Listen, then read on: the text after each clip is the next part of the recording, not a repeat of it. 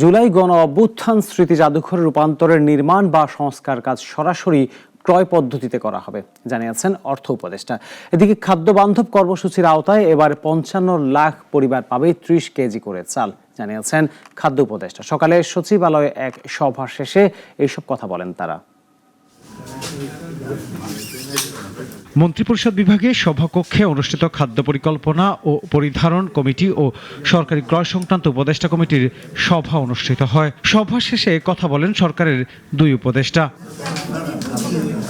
দেশের খাদ্য নিরাপত্তা নিশ্চিতে সরকার আগাম প্রস্তুতি নিচ্ছে বলে জানালেন খাদ্য উপদেষ্টা। এ লক্ষ্যে ৪ লাখ মেট্রিক টন চাল আমদানি করা হবে বলেও জানান তিনি। ৫৫ লাখ পরিবার ৩০ কেজি করে চাল পাবে ৬ মাস, আগস্ট, সেপ্টেম্বর, অক্টোবর, নভেম্বর পর্যন্ত পাবে আমাদের বর্তমান পরিকল্পনা অনুসারে।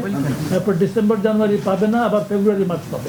আর অর্থ উপদেষ্টা জানান জুলাই স্মৃতি জাদুঘর নির্মাণের জন্য ইতোমধ্যে অর্থ বরাদ্দ করা হয়েছে। ৫ই অগাস্ট মাননীয় প্রধান উপদেষ্টা উদ্বোধন করবেন ওই জুলাই স্মৃতিঘরের কিছু কনস্ট্রাকশন।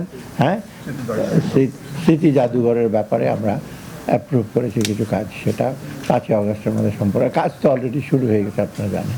সাংবাদিকদের প্রশ্নের জবাবে অর্থ উপদেষ্টা বলেন আগের সরকারের সময়কার সব বিদ্যুৎ চুক্তি পর্যালোচনা করা হবে। আনোয়ার হোসেন, নাগরিক, ঢাকা।